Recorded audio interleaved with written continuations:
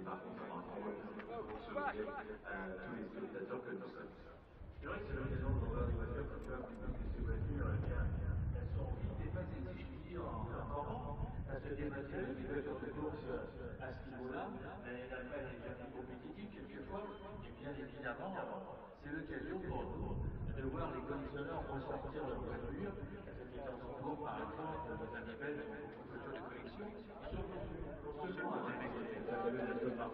Well, unless he's giving them a hard out, they look like they've done a couple of them. Compared to yours look very fresh.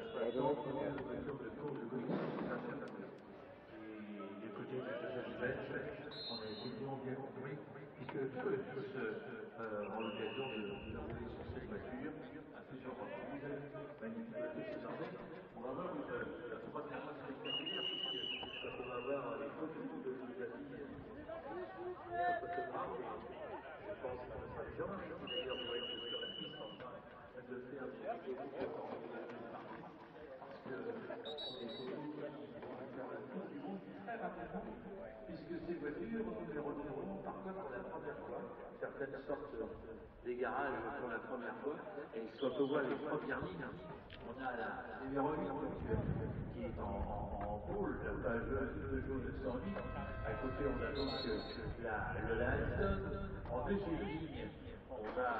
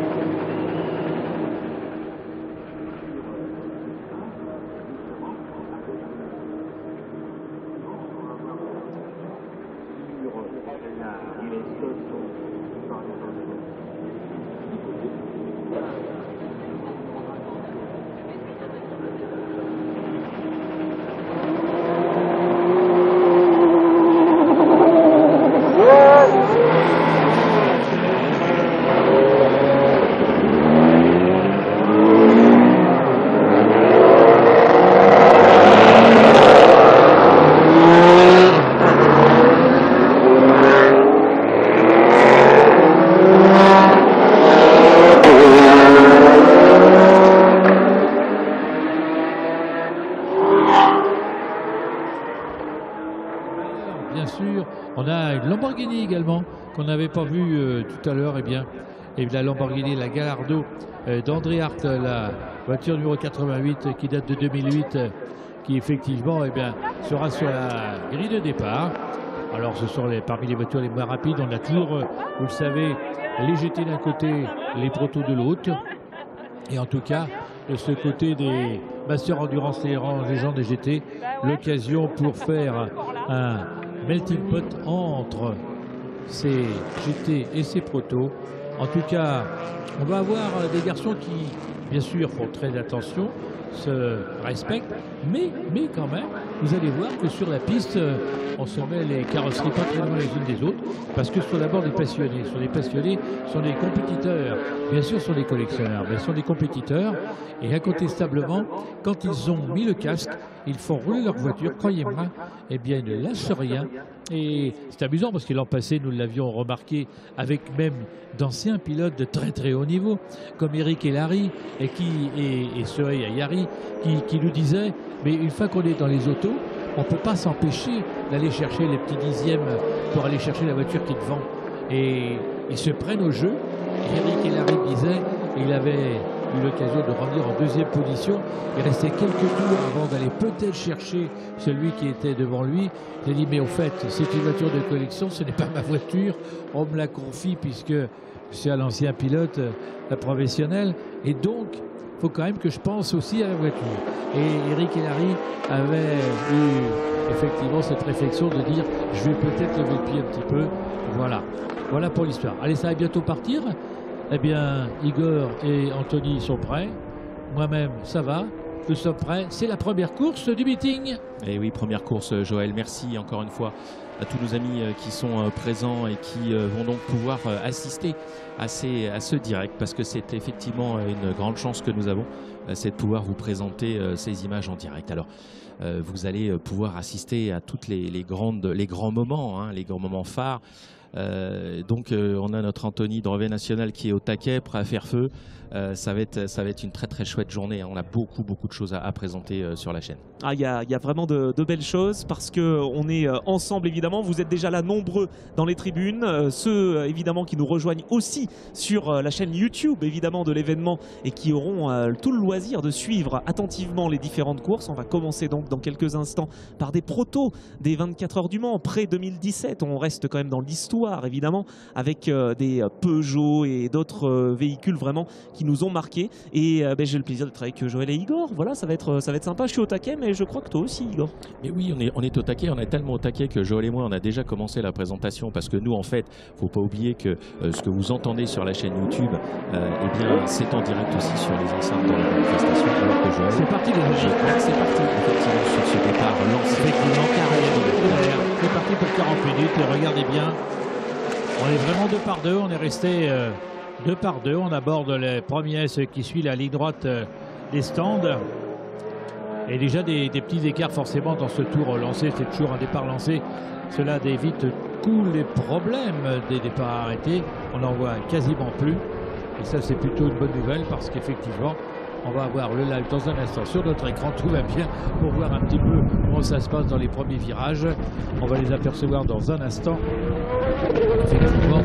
Alors, la première ligne, je vous le rappelle, c'était un Grec, un Allemand, 2 Britanniques, un Canadien. Voilà, tout à fait international.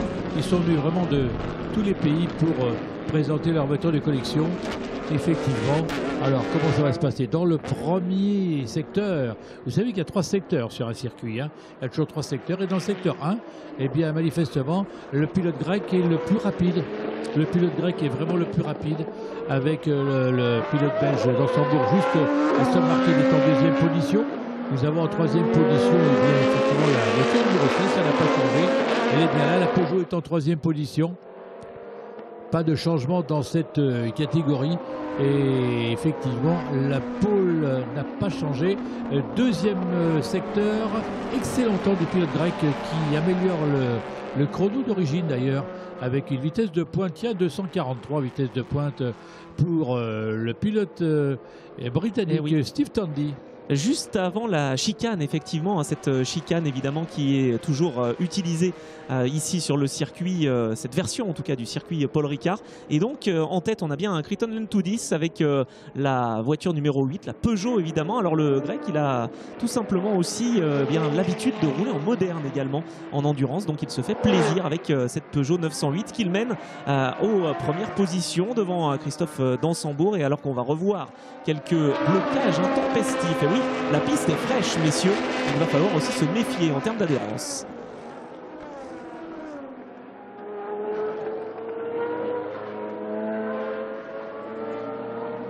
Cette magnifique Peugeot numéro 8 qui devance un agent très spécial, évidemment, un agent belge, Christophe d'Ansembourg, avec cette Lola Aston DBR1 de 2009, cette voiture 007 évidemment, qui est en 2e position en embuscade, et donc poursuivie par 2 Britanniques, Steve Brooks et Steve Tandy, qui sont en 2, 3e et 4e position.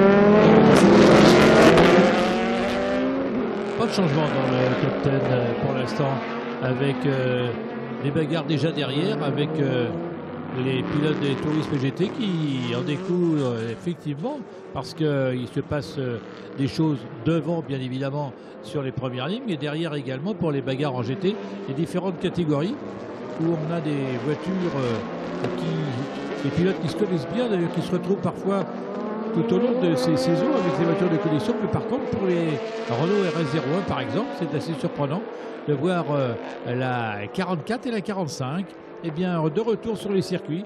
Ça nous fait bien plaisir, respectivement 15e pour la famille Telekezan, qu'on connaît bien, fidèle à cette voiture assez curieuse, très marginale, cette fameuse Renault RS01. Et puis du côté de la 45, Franck Thibault, toute l'équipe AB a manifestement tout fait pour que ces deux voitures soient en parfaite santé pour participer à ce... Et c'est Olivier Bory, hein, je suis en train de voir pour la catégorie GT, la voiture numéro 49 qui est toujours pour l'instant aux avant-postes avec la Chevrolet Corvette. La Chevrolet Corvette qui pour l'instant est en train de mener la danse en ce qui concerne les GT devant la fameuse Renault RS01. C'est une petite surprise de voir une Corvette et une Renault RS01 à la bagarre. Il y a longtemps qu'on n'avait pas vu ça. Anthony, c'est assez surprenant. On est bien d'accord, Joël, effectivement, dans cette catégorie GT3, mais c'est toute la beauté aussi de ces Masters Endurance Légende dans le cadre de ce Grand Prix de France historique où on a des pilotes qui ont l'habitude de rouler à la fois en historique mais aussi en moderne, et puis des voitures qui n'ont pas eu l'habitude de s'affronter. Et c'est le cas, effectivement, oui, bien sûr, de la voiture numéro 49 de la Chevrolet Corvette C7R et de la Renault RS01. On va essayer de suivre également la remontée de Karim Makela sur la voiture numéro 62 qu'il partage avec Jean-Jacques Bailly, une Aston Martin Vantage V12 de 2012 justement. Elle est extrêmement performante cette voiture et elle est toujours agréable à suivre, tout comme d'ailleurs la Peugeot numéro 8, cette Peugeot qui est toujours en première position avec le pilote grec Kriton Lendoutis qui pour l'instant est en train de faire cavalier seul, alors que l'on retrouve, regardez ces autos, si vous avez l'occasion de suivre le live également, hein, évidemment Igor, on a de très très belles autos, on a de très belles images évidemment par la production télé, et si vous êtes en bord de piste évidemment que vous les voyez, mais cette Chevrolet et cette Aston Martin, c'est vraiment fantastique. Oui, alors tu dis Chevrolet, c'est marrant parce que moi je crois que c'était Dodge en fait. Hein, non, elle courait sur Dodge en fait, les Chrysler Viper. Alors elle est présente chez Chrysler. Non, ouais, oui, parce que là tu parlais de la Chevrolet Corvette. Donc là ce qu'on voyait c'était... Alors, pas de souci, pas de souci. On est en train de perdre notre Anthony. Regarde, c'était donc la Viper GTS. Ok, et juste derrière on avait la Aston Martin. Ok, ça marche. Eh bien, enfin, en tout cas, on a vraiment une belle variété. Oui, c'est vrai qu'on essaie de retrouver un petit peu justement ces autos qui nous ont fait rêver entre les protos et les GT. Eh bien, elles sont nombreuses. Oui, alors on voit également, ça c'est très important de le rappeler, des choses très différentes. Tiens, tu vois la Viper GTS, ah oui, ça c'est la Dodge Viper. Voilà, toute rouge vêtue. Ah bah cette Oreca, oui, évidemment, absolument, qui a roulé aux 24 heures du Mans. Non seulement elle a roulé, mais c'est surtout qu'elle a gagné à plusieurs reprises la catégorie GT. Alors la première année, elles étaient jaune fluo et orange fluo pour être bien reconnues. C'était pas la même, le même modèle. Tout à fait, et elle courait pas sur Oreca. C'était pas Oreca à l'époque qu'il est. C'était Gilles Guignot qui les avait engagés. Absolument. Et ces deux voitures qui étaient d'ailleurs, c'était pas les GTS, c'était les RT10, hein, les toutes premières Dodge Viper. Et c'est ensuite que Oreca qui a dealé directement avec Chrysler et sous la marque Dodge pour faire rouler ces voitures aux 24 heures du Mans, et avec le succès qu'on connaît puisqu'elles ont été indétrônables pendant 3 ans quand même, hein, ces autos. Vous avez remarqué le changement de position? Ah mais nous on est capable de au niveau de la 7e place, c'est-à-dire que Michael Burke a perdu sa position de 7e au bénéfice de Xavier Micheron, un Français qui pense devant un Britannique. Il n'y a pas eu beaucoup de changements en ce début de course, et c'est le rare changement effectivement de la hiérarchie du top 10.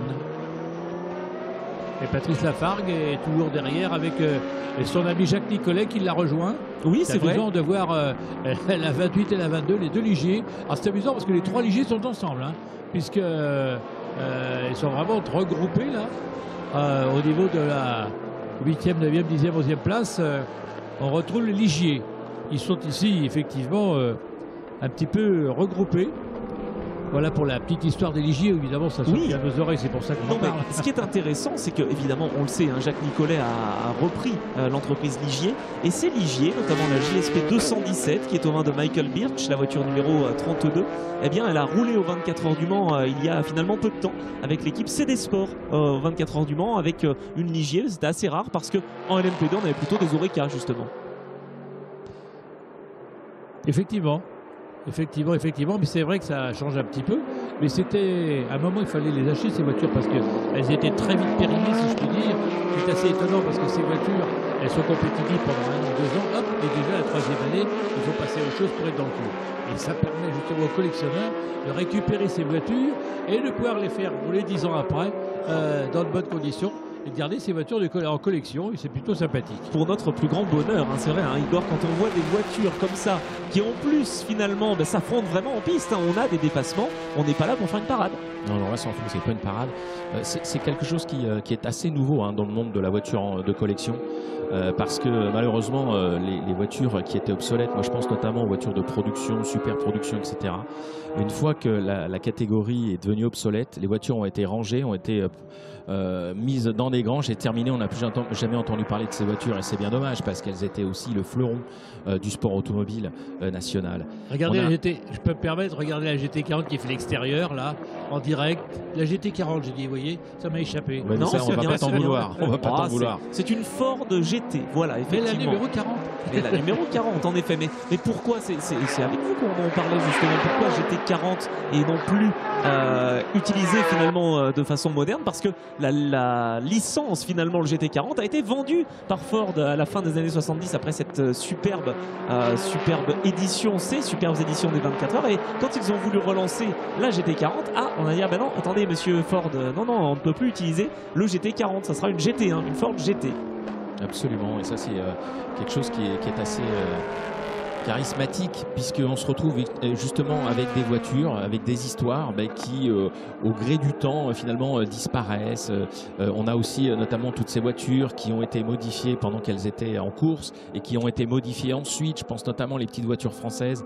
Il y a beaucoup de voitures françaises qui ont couru sur piste et puis qui sont devenues obsolètes sur la piste et du coup on les a fait courir en course de côte et du coup elles ont été transformées, etc. Et le collectionneur, au-delà même de l'esprit de la mécanique, il faut aussi qu'il ait cette capacité d'historien pour aller comprendre exactement l'histoire de la voiture avec laquelle il est aux prises. Et en catégorie GT, toujours la Corvette qui vient de la danse. Effectivement, cette Corvette numéro 49, le Mémorien français, devant Franck Thibault et Harry Tanekedzian. Amusant de voir ces deux, la 45 et la 44, et deux fameuses Renault RS01 qui sont là. Et puis Philippe Semama qui est en train d'essayer de passer, qui faisait l'extérieur à la Renault, mais qui n'a rien lâché. Donc c'est assez surprenant de voir cette Ford GT40, on va l'appeler nous quand même quelque part, parce que le grand public l'a déjà repéré. On ne peut pas l'oublier, cette GT40, et l'équipe suisse des frères Semama qui la possèdent d'ailleurs. Et alors ce qui est intéressant aussi à voir, c'est qu'outre la catégorie GT qui nous intéresse, on a la bagarre entre deux voitures de générations différentes. On a la LMP2, la Ligier numéro 32, pilotée par Michael Birch, qui est suivie par un autre Britannique, mais avec une LMP3. Donc on a vraiment deux voitures au comportement différent qui là, c'est le plaisir de les retrouver en Masters Endurance, se retrouvent à la bagarre. Ils sont en train de doubler la Lamborghini d'ailleurs à l'instant même. Et puis aussi quelque chose qu'il faut que vous remarquiez, messieurs, c'est que les pilotes qui sont à l'intérieur de ces autos, la plupart d'entre eux ne sont pas des jeunes hommes, elles ne sont pas des jeunes pilotes, ce sont des gentlemen. Et donc, oui, les voitures ont des décalages de performance intrinsèques, mais il y a aussi des décalages qui sont liés aux pilotes, tout simplement. Entre le volant et le siège. Et oui, n'oublions pas ça. Donc, et c'est très bien comme ça. Hein. C'est pas encore une fois, il n'y a pas de championnat. C'est le plaisir de courir, de rouler en course dans un contexte comme celui-ci. Mais effectivement, parfois, il y a des voitures qui vont plus vite que d'autres, alors que normalement, sur le papier, techniquement, elle ne devrait pas. Mais c'est vrai qu'il y a plusieurs cas de figure parce qu'il y a les anciens pilotes qui ont le plaisir de piloter à nouveau. Il y a les collectionneurs qui appellent des jeunes pilotes pour piloter les voitures de leur collection. Et puis il y a les collectionneurs qui veulent piloter leurs voitures, qui sont parfois plus tout jeunes, mais quel bonheur! Ce qui fait que finalement, on a des performances, quelquefois des performances un peu disparates, un peu étonnantes, mais on se tire quand même la bourre. Et là, je vois la fameuse Renault qui est justement avec la Viper, c'est assez surprenant. On les voit là ensemble, et la Ford derrière, et l'autre RS01 Renault. On a les quatre voitures qui se tirent une bourre là, c'est magnifique. Hein? La Viper, la Ford et les deux RS01. Et ben voilà, Renault est encore présent quand même. Ah ben c'est sûr, et puis c'est une voiture très agréable, hein. Franck Thibault me le disait, et puis Harry Tanekedzian également. Ils sont ravis de rouler avec cette auto magnifique. Et là encore, j'allais dire, elle est en configuration RS01 2 litres, c'est catégorie GT3, avec un ABS, avec un kit qui a été développé pour la faire correspondre à des voitures qui sont plus modernes. Mais cette voiture, c'était un bonheur quand elle avait sa spécificité globale, j'allais dire. La RS01 avec des gros freins, avec un kit aéro exceptionnel, sans ABS, juste magique. Elle est magique cette voiture. Des voitures d'hommes. Hein. alors oui, en plus, si vous ne sais pas si vous avez remarqué, mais donc on a cette Viper qui se bagarre avec les RS, les Renault RS. Il y a juste, messieurs, 5,9 litres d'écart au niveau des cylindrées. Hein. D'accord. Il y a ça, et puis j'allais dire aussi, il y a quoi, il y a une dizaine d'années d'écart, même un peu plus, 15 ans d'écart entre ces voitures, et elles respirent bien ces autos, autant la Ford GT que la Viper, la Dodge Viper évidemment, face au Renault RS01. Magnifique image là, avec les deux voitures de front là. Effectivement, dans ce passage juste au bout. On n'hésite pas à se dépasser, on se tire vraiment la bourre parce que tout à l'heure c'était quand même tout près lors du passage sur l'extérieur de la Ford avec la Renault. Et bien je dois dire qu'on ne lâche rien, et pour les protos c'est la même chose hein, parce qu'effectivement entre les deux protos il y a un moment qui sautent ensemble, ils ne lâchent rien et on les marque à la culotte, et c'est bien qu'on va arriver au moment où on va changer de pilote. Et oui, ce sera important rentrer un petit peu avant au stand par exemple, parce qu'il y a un peu de stratégie aussi là pour ceux qui ont l'habitude des voitures qui font de l'endurance, et les pilotes d'endurance, il faut avoir un bon manager aussi. Alors qu'il y a une voiture qui fume là hein. C'est la Peugeot, alors c'est peut-être un petit trop plein, c'est peut-être un petit trop plein. Bon, voilà, un petit moment d'ailleurs qu'on a un petit peu de... C'est le leader, hein, c'est le leader, donc pas de stress pour Crichton Landudis qui continue d'améliorer ses performances. Mais attention quand même à Steve Brooks derrière avec la voiture numéro 16. Cette voiture que le Britannique pilote, c'est une autre Peugeot 908. Elle a le numéro 16 et elle revient à moins de 9 secondes désormais. Le pilote grec qui court en moderne d'ailleurs. Exactement, il était à Barcelone la semaine dernière pour rouler avec une LMP3. Ça lui change un petit peu la vie de rouler avec cette LMP1, la Porsche 908, la Peugeot 908 évidemment, qui a roulé aux 24 heures du Mans. Et on a la fenêtre d'arrêt qui est ouverte, Joël. Voilà, pit window open, c'est maintenant. À partir de maintenant, vous allez voir les voitures qui vont rentrer sur le pit lane et qui vont donc s'arrêter devant leur stand pour changer de pilote. Pour ceux qui sont deux à piloter, et pour ceux qui sont seuls, eh bien, il y a un temps d'arrêt qui, je crois, de 2 minutes 30. Habituellement, c'est la fenêtre qu'on accorde dans les épreuves d'endurance courtes comme ça de 40 minutes. J'attends la confirmation d'Anthony, mais je pense que effectivement, c'est bien 2 minutes 30. On est dans cette fenêtre-là justement pour permettre aussi à des équipages qui ont des changements de pilote à faire, et c'est le cas pour la voiture d'Harry Teneketian notamment, la voiture numéro 44, de bien prendre son temps, de se sangler comme il faut, de ne prendre aucun risque finalement. On sait que la sécurité est importante, et puis pour les pilotes qui eux ne changent pas de baquet et qui restent pour faire toute la course, eh bien il faut respecter cette fenêtre justement et cette durée d'arrêt au stand pour une équité. Le temps de prendre un petit rafraîchissement, de se reposer un petit peu, de voir si tout va bien dans la voiture, en liaison avec leur mécanicien qui leur indique éventuellement des petites modifications. On n'a pas d'intervention mécanique par contre dessus. Voilà. A priori, est-ce qu'on a le droit de modifier la pression des pneus? Ah oui, tout à fait. Voilà, je voulais en être sûr, parce qu'effectivement c'est la seule chose qu'on fait d'ailleurs quand les pilotes s'arrêtent pour 2 minutes 30 et qu'il n'y a pas de problème particulier. Les mécaniciens vérifient quand même la pression des pneus, regardent tout autour s'il n'y a pas de petite fuite. Et toujours ce leader, et également la 007 qui tout de suite est passé en 3e position. Et Steve Brooks rentre. Steve Brooks est rentré, il est sur les pit lane. Voilà, il était en 2e position, le Britannique. Le voilà, effectivement, la Peugeot est là également. On le voit bien. Dans quelques instants, elle va pouvoir reprendre la piste. Alors c'est amusant de voir les publicités d'époque. PlayStation, par exemple, ça nous fait un petit peu drôle aujourd'hui. On imaginait à l'époque, c'était vraiment... Hein, la PlayStation, c'était le rêve de tout. Ah, ça va rester, parce que quand on voit la PlayStation 5 maintenant, qui a c'est très performant, et puis surtout, il y a eu beaucoup d'attentes finalement pour la recevoir. Donc, on va dire que ça reste quand même voilà, quelque chose de rare, et comme la Peugeot 908 reste une voiture très rare également. C'est amusant de voir cette pub, effectivement, qui est toujours d'actualité quelque part. C'est ça qui est amusant. Bon jackpot pour PlayStation. Et c'est reparti, en tout cas, assez rapidement. Oui, pour la voiture de tête. tel l'éclair. Steve Brooks qui était deuxième et qui reste pour l'instant deuxième. Crichton Lendoutis, lui, est en train de confirmer sa première place. Il reste en piste. La fenêtre est ouverte pendant un petit moment, donc il n'y a pas de changement de pilote. Il ne partage rien, Crichton Lendoutis. Il restera seul au bord de sa voiture. Ouais, c'est vrai, c'est vrai. Cela dit, a priori, ça lui réussit plutôt, puisque effectivement, ça lui permet d'être confortable. C'est vrai qu'une séance de 40 minutes, c'est un tout petit relais en endurance. C'est vrai. Alerte sur la 18, relais, les amis.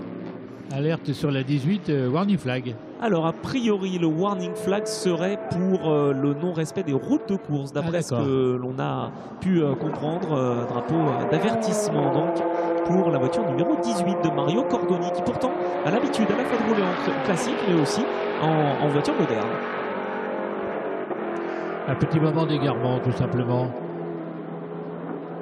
Allez, on continue avec justement les arrêts qui commencent bien évidemment à se multiplier. Dites-moi, c'est la 007, si je ne m'abuse, qui est là on est en train de vérifier la pression des pneus justement. Et voilà. Pendant cet arrêt de 2,30. Je pense que du côté de la famille d'Ansembourg, c'est le fils qui va prendre le relais ou inversement.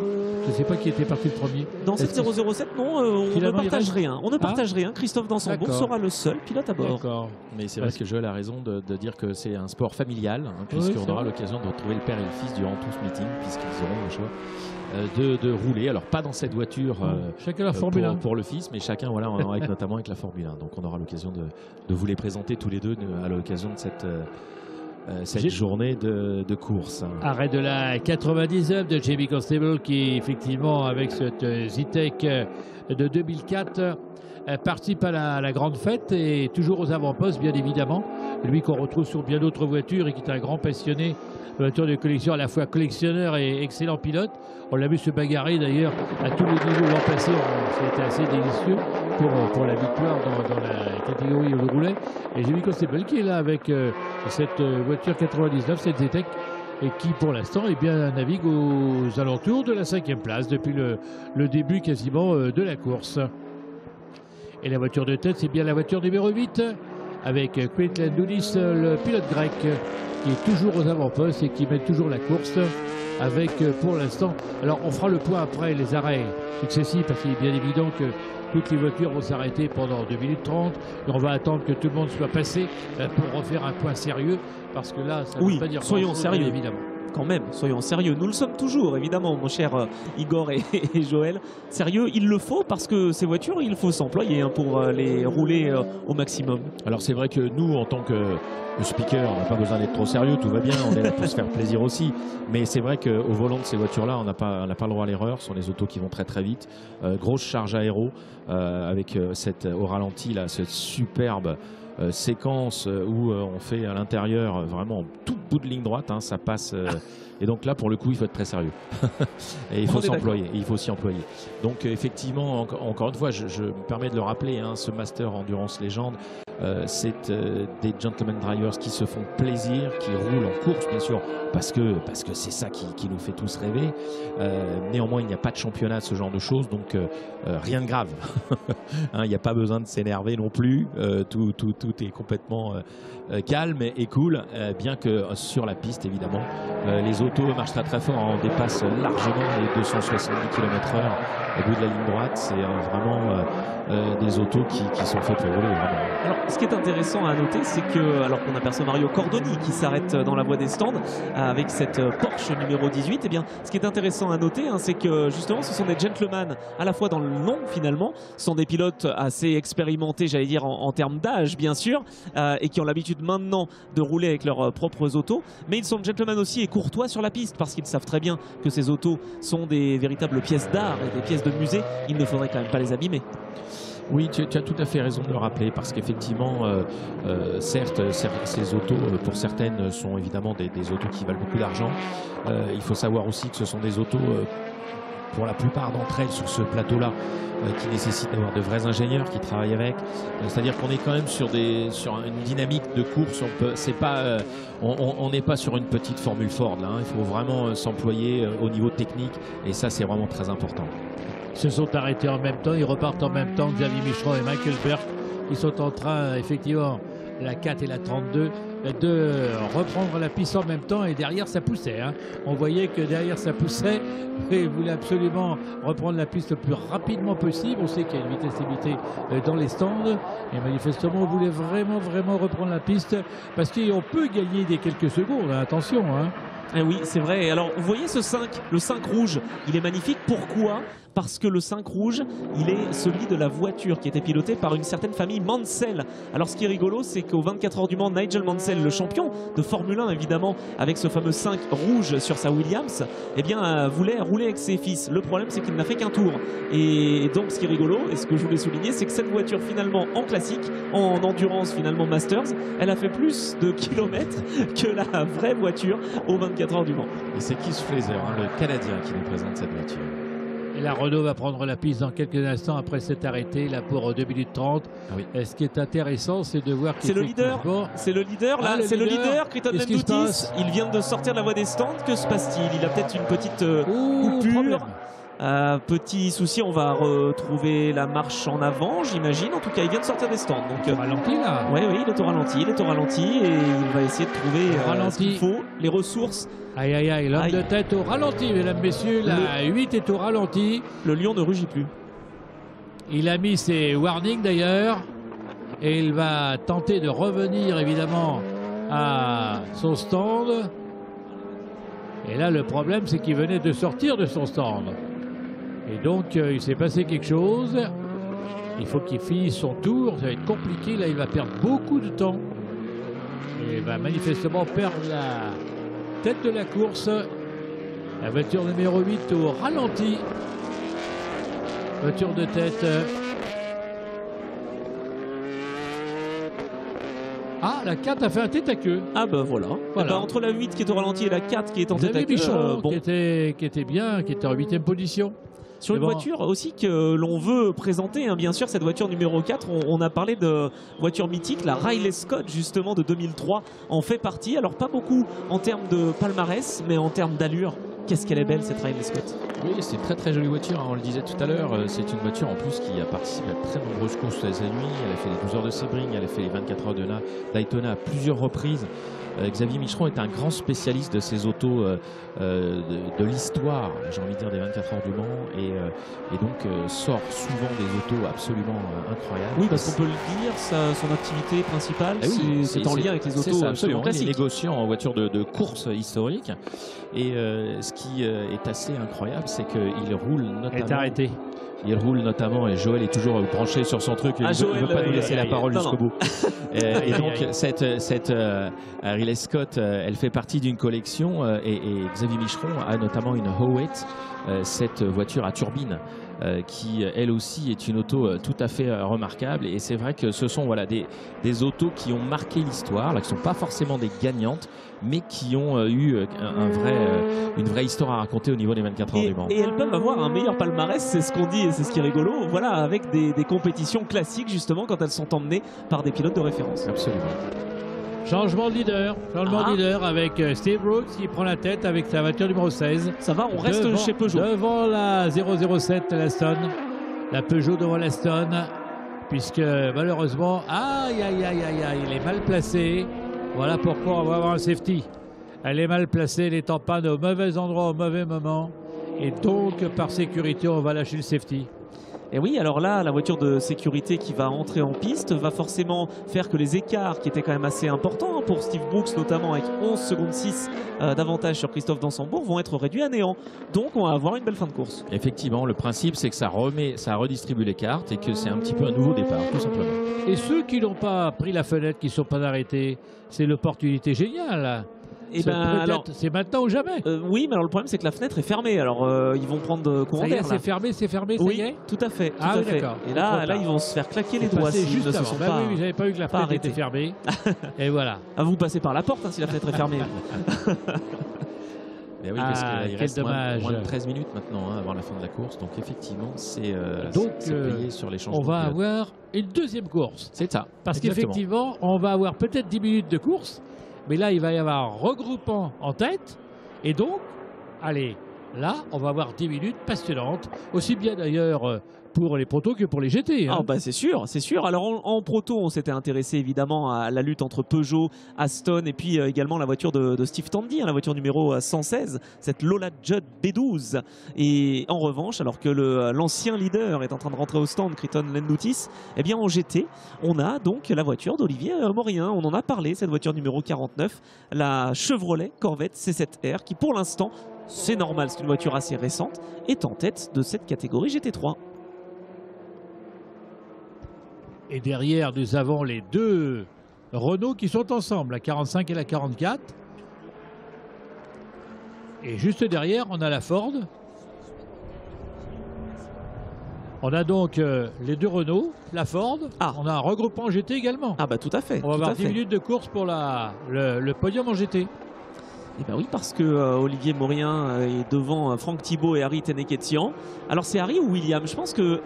Est-ce qu'Harry a changé? Ah bah non, bah Harry est le seul à rouler. Effectivement, ça peut pas être William qui est au volant de la Renault 44. Philippe Semama, lui, est juste derrière avec cette Ford numéro 40. Ford GT numéro 40. Ouais, c'est chouette. Hein, toujours ce petit clin d'œil.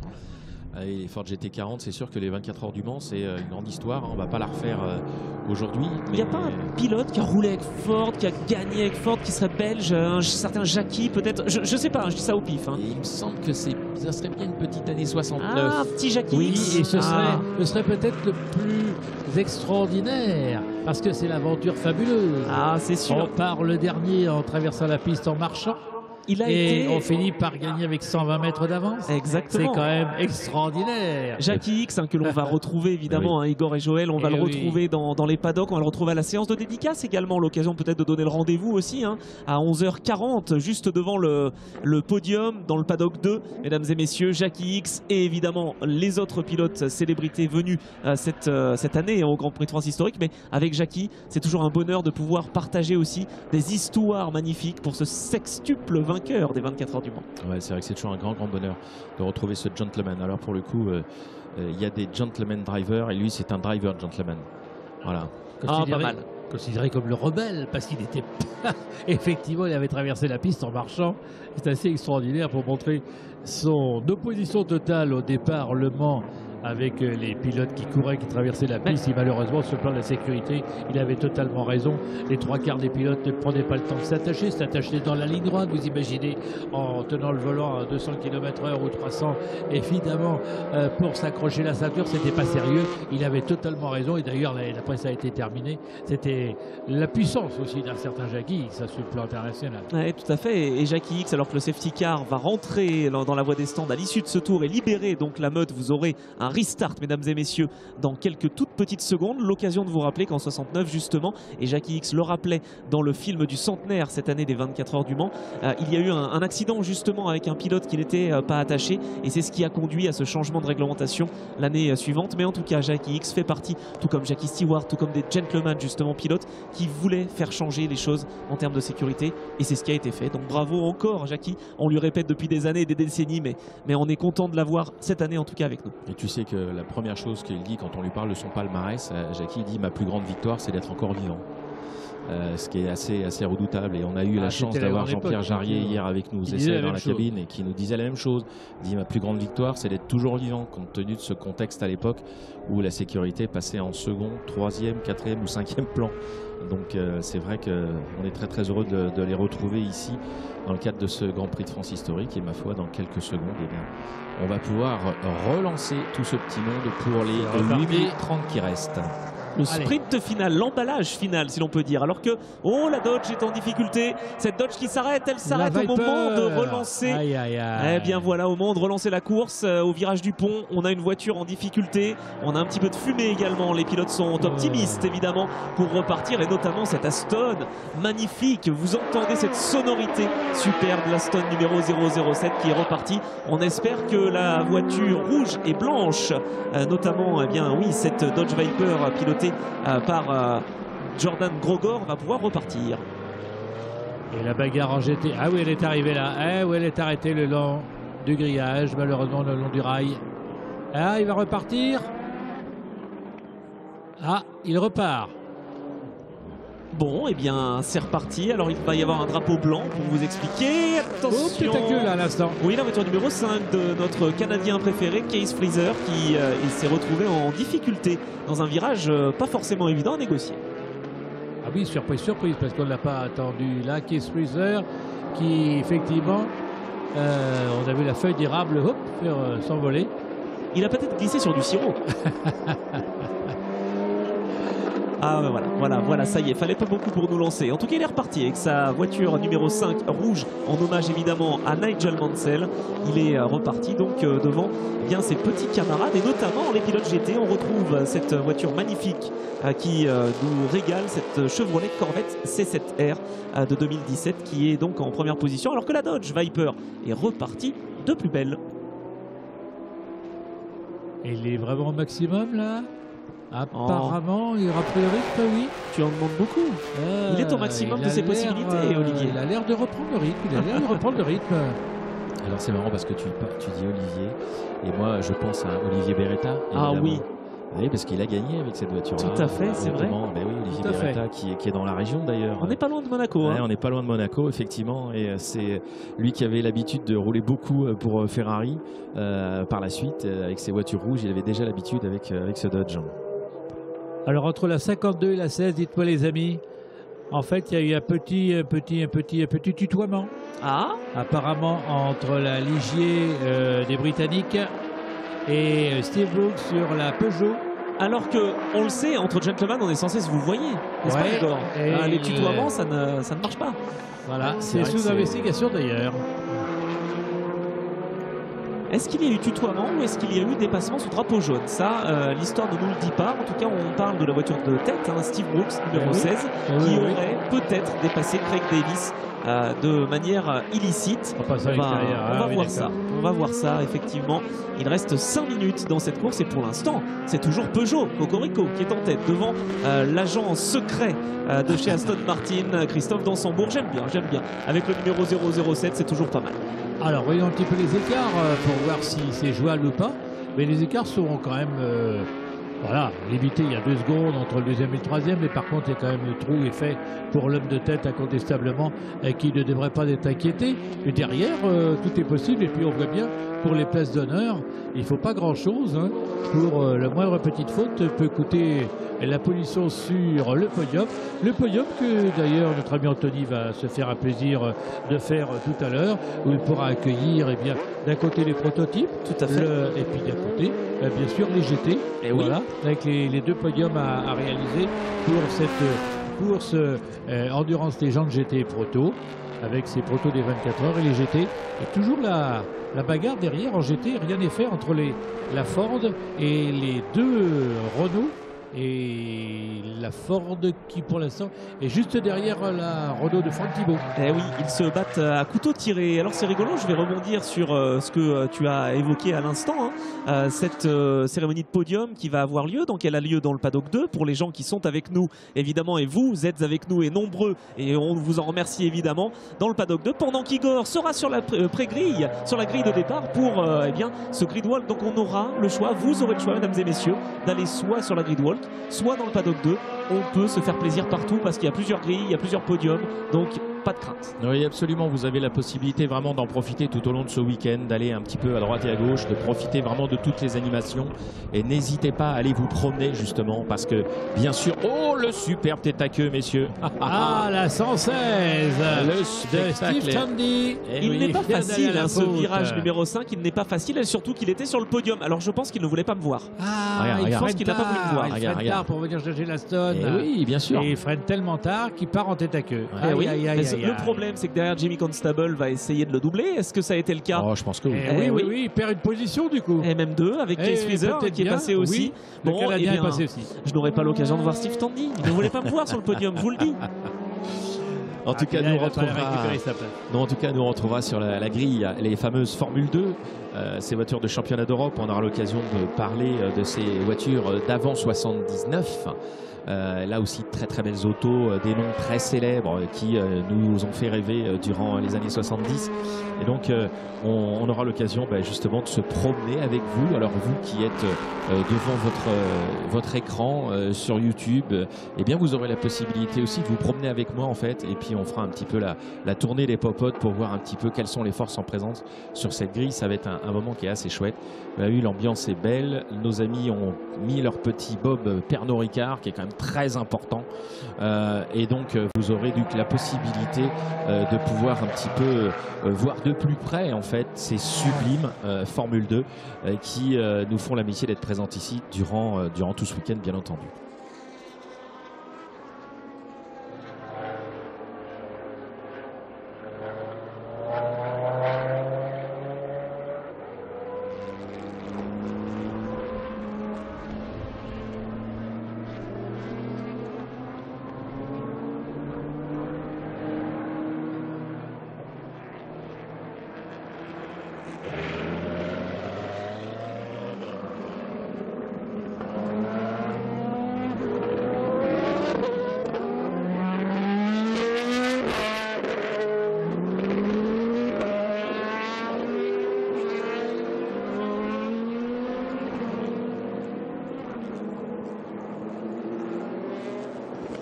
Et bien voilà, piste procédure pour All Car Investigation, c'est-à-dire qu'effectivement, il y a quelques voitures qui n'ont peut-être pas respecté les fameux 2 minutes 30 d'arrêt.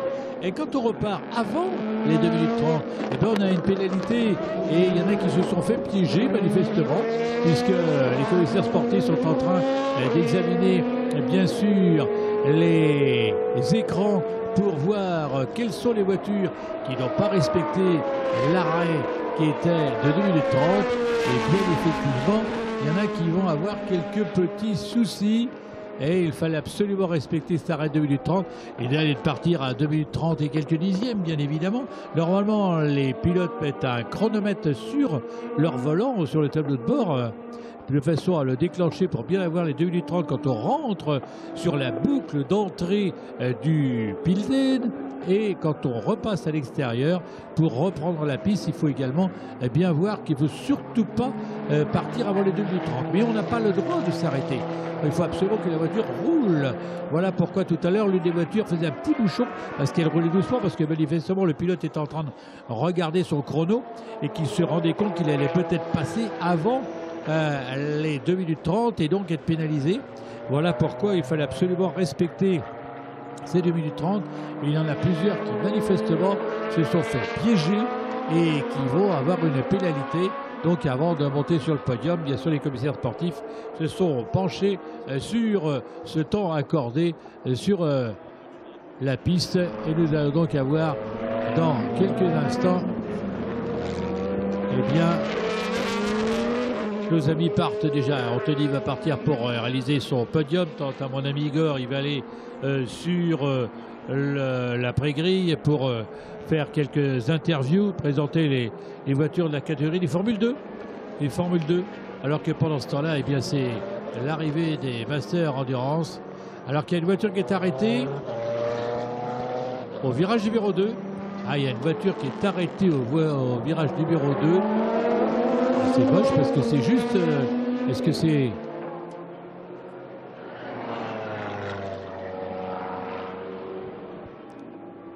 Apparemment, ce serait la 74, si je ne m'abuse. C'est un problème moteur sur la 74, semble-t-il. C'est ce que j'ai cru entendre dans les liaisons radio entre...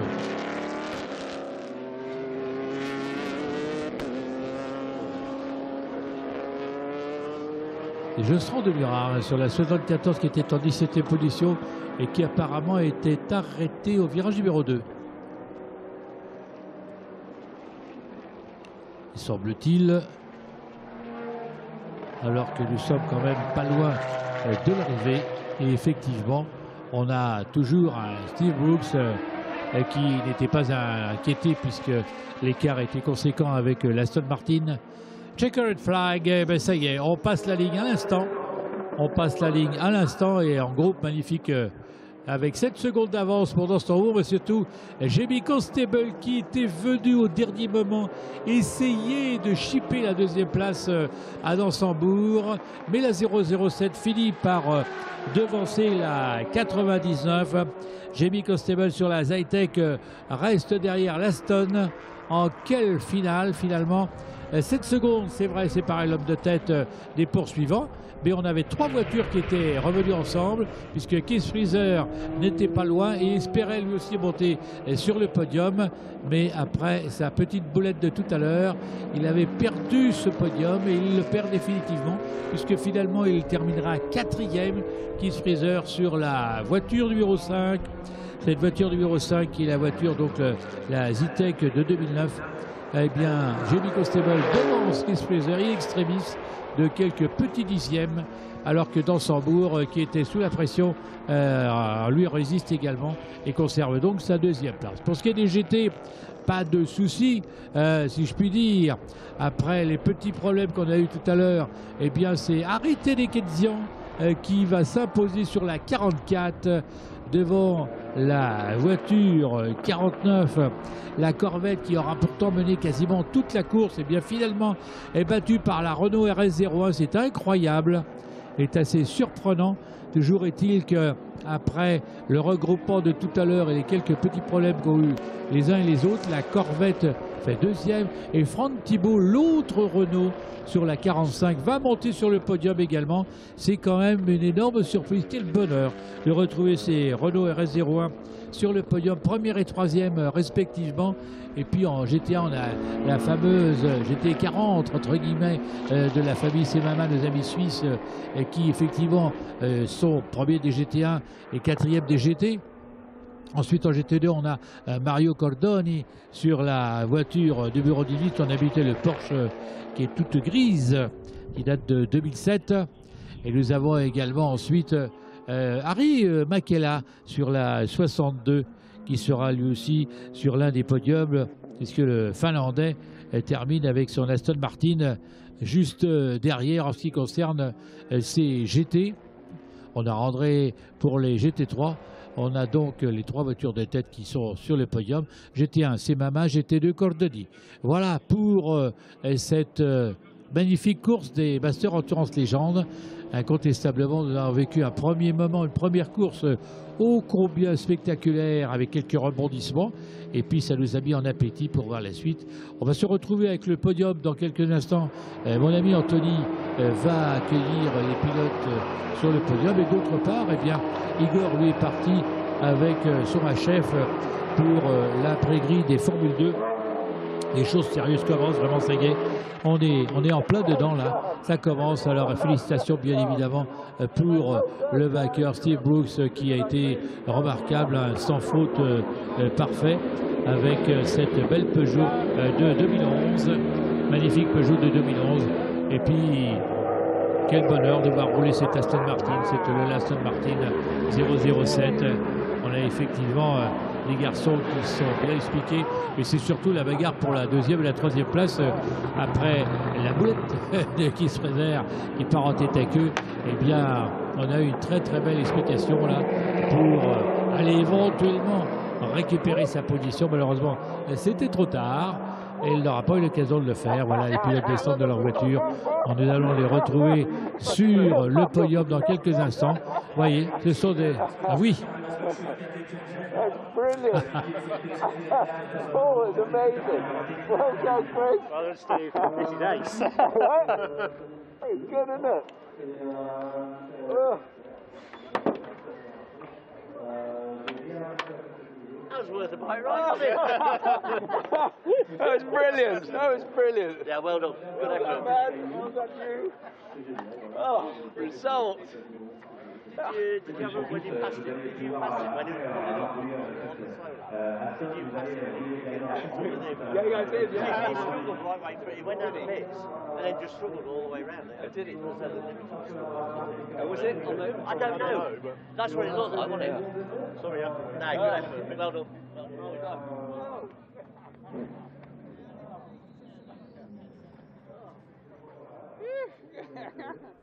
Formidable.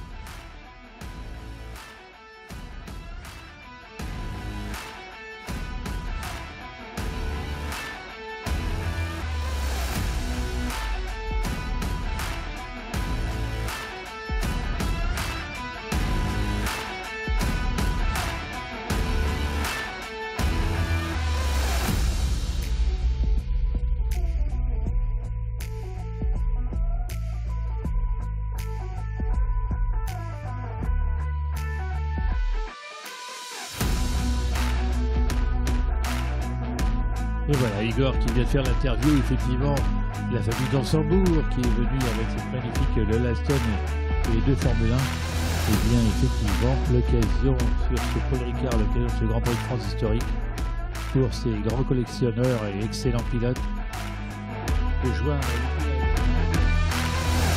Et ils ne savaient même pas combien il était, oui, je crois que je suis deuxième.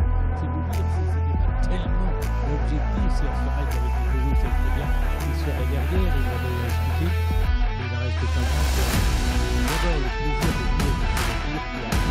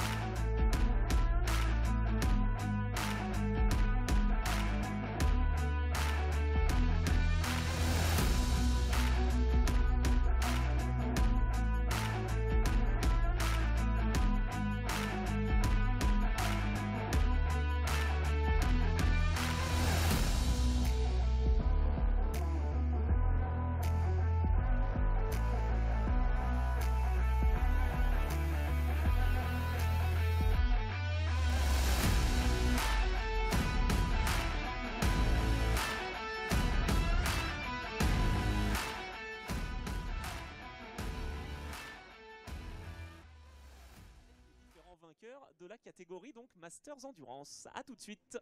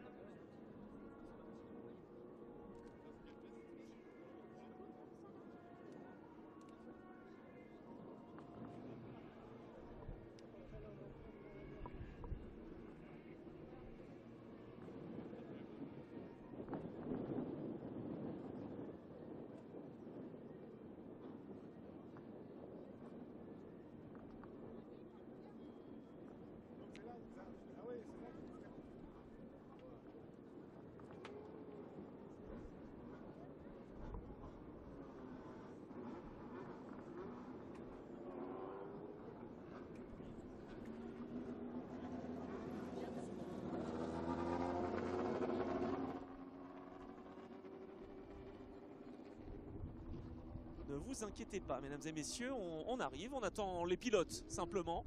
Les voitures sont là, les pilotes ne sont pas là pour le podium, donc notamment en proto. L'occasion de voir les belles autos, hein, évidemment, dans ce parc fermé avec la Peugeot 908 qui a notamment gagné les 24 heures du Mans en 2009, évidemment. Ça rappelle de bons souvenirs. On avait également Nicolas Minassian tout à l'heure qui était sur la grille de départ, qui surveillait un petit peu les voitures qu'il avait connues justement en étant pilote. Et il y a également aussi la Zytec numéro 99 qui est présente et qui a réussi in extremis à monter sur ce podium. J'aperçois les pilotes, ils sont en train tranquillement d'arriver et ils vont pouvoir donc eh bien, célébrer sur ce fameux podium leur belle course en Masters Endurance Légende, donc des protos des 24 heures du Mans d'avant 2017. Donc on est quand même dans l'historique, même si on fait une petite entorse évidemment, mais on est heureux de pouvoir les mettre en avant et on est heureux de compter sur votre présence, mesdames et messieurs. Ils vont arriver dans un instant, le temps de boire une petite gorgée d'eau. Et ensuite, eh bien, ce sera parfait. Ça va être plutôt britannique sur le côté prototype et ça sera plutôt francophone sur le côté GT. Voilà, dans quelques instants, sans trahir de secret, évidemment, avec ces pilotes qui arrivent donc petit à petit. Pendant que le programme continue, évidemment, si vous entendez des moteurs aussi rugir, eh bien c'est que les courses s'enchaînent. Donc vous avez l'occasion d'aller évidemment dans ce paddock 2, dans le paddock principal, mais aussi sur les différentes zones qui vous sont réservées. Vous êtes ici chez vous, mesdames et messieurs, tout simplement, dans ce 6e Grand Prix de France historique depuis le Castellet. On est évidemment très très heureux de partager ensemble justement eh bien, toute cette belle passion que nous avons tous pour les belles autos, les belles sonorités et puis évidemment les pilotes de talent.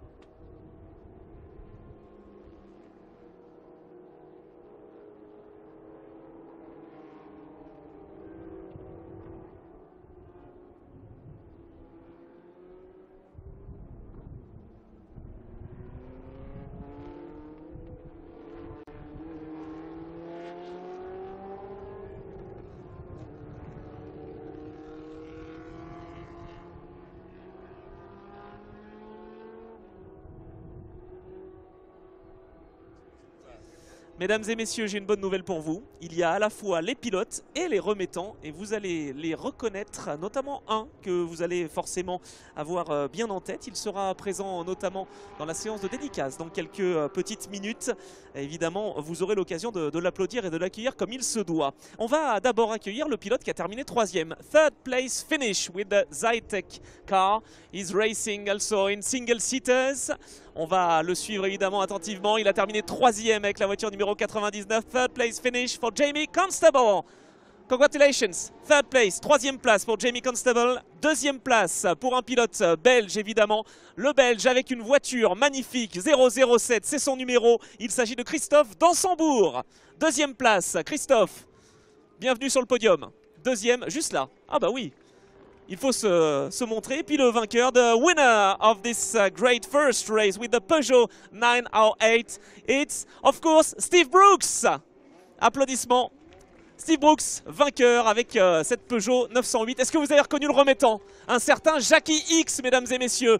6 fois vainqueur des 24 heures du Mans. Il remet les trophées aux différents pilotes venus donc sur ce podium. Jackie X qui va remettre donc eh bien, les Magnum Joseph Perrier avec la casquette évidemment qui va avec. La casquette du Masters et Steve Brooks qui attend évidemment sa récompense, la montre LEAP remise donc par Edmond Savelli dans quelques petits instants. Edmond qui va arriver et Stéphane Clair bien sûr qui est là aussi avec le Magnum, avec le seau, la casquette, bref il aura tout Steve Brooks et la victoire également. Félicitations.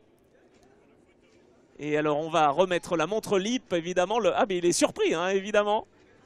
On a la remise du prix, donc le partenaire, la montre LEAP évidemment pour Steve Brooks, le pilote britannique. On lui remet évidemment l'ensemble et un sac aussi stand 21. Mais attention, are you ready guys for the national anthem? You're ready. The national anthem for Steve Brooks, winner here in Le Castellet. L'hymne évidemment, God Save the King.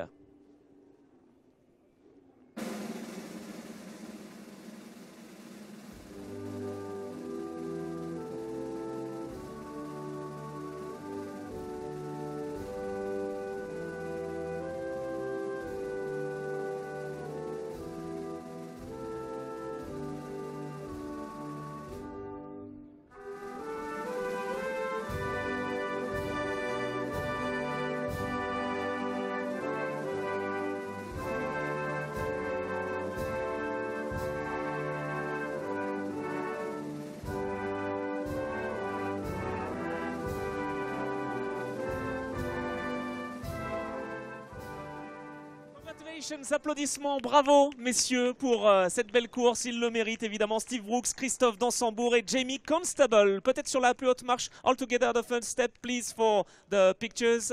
Because of course we want to have good souvenirs and memories. Voilà, de bons souvenirs et de bonnes mémoires. Ah, il a grandi d'un coup Steve Brooks. Voilà. Pas mal. C'est aussi cascadeur ces pilotes. Bravo à vous messieurs. On vous retrouve évidemment pour la deuxième course. For the second race you'll be ready. But you'll have other races I'm sure this weekend. Merci beaucoup, bravo à vous. On vous retrouvera dans d'autres voitures évidemment. Applaudissements et on va enchaîner avec le podium de la catégorie GT. Avec 3 pilotes évidemment, même 4 d'ailleurs je dirais, qui nous ont régalé. See you later, merci beaucoup et bravo Steve Brooks, vainqueur. La catégorie GT, ils sont là, ils sont prêts, ils sont intenables, ils ont roulé notamment pour